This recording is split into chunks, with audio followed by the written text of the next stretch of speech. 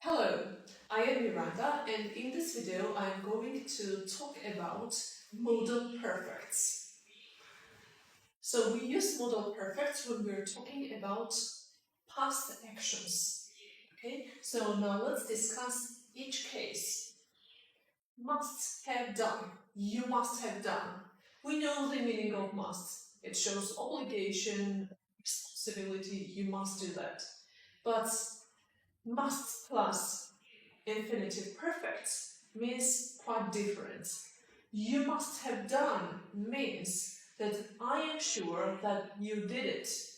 For example, you must have done your homework. It means that I'm certain, I'm sure that you did your homework.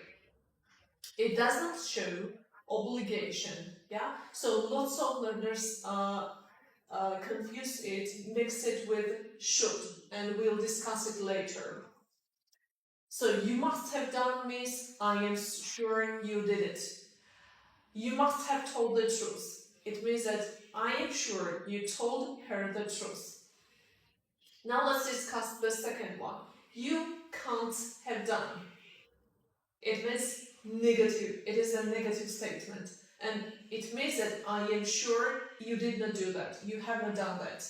You can't have done. You can't have broken my cup because you were not here. It means that I'm sure that it was not broken by you.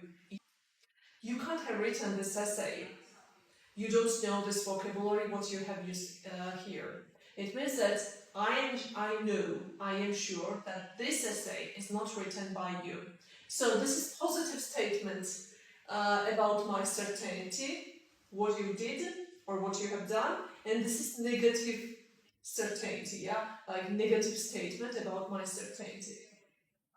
Okay, next one. You could have done. It means that you could do it, but you did not do. You could have done this exercise if you read the instructions carefully. It means that you could do this exercise, but you did not read the instructions and you did not do that. You should have done it. You should have done it.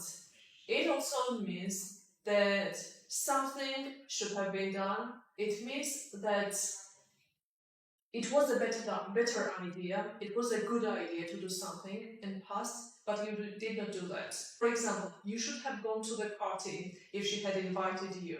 It means that she invited you and you did not go to the party. But I'm telling you that it was a good idea to go there.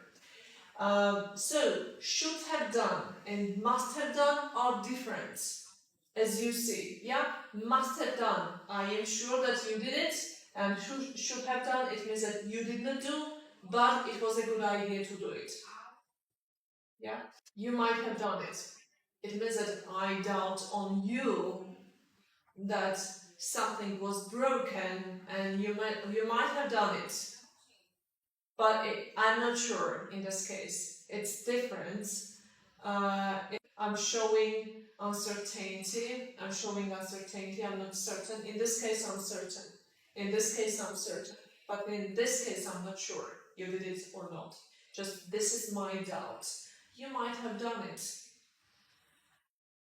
Or your friend might have told her the truth. It means that I doubt. I think it's possible that your friend told her the truth. And the last one, you would have done it. This sentence is used mostly in third conditional sentences for hypothetical situations, and it is mostly based on a condition. Yeah. For example, if you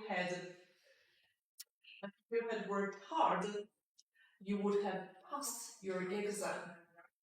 And it shows, it describes a hypothetical situation in the past, imaginary situation in past that did not happen, that you did not do, but I'm imagining the situation. Okay, is everything clear? So I'm sure here you did it. I'm sure you did not do it. I'm telling you that you could do that, but you did not. I'm telling you that it was a better idea to do like this. I doubt, I'm not sure, but it's possible. I think that it was possible that you did it. And the last one, imaginary situation about action. I hope that the clarification of modal perfects is clear for you and you won't mix them with each other. For more useful videos, follow me on Facebook, YouTube, and Instagram, and TikTok as well. Okay, see you in the next video. Bye!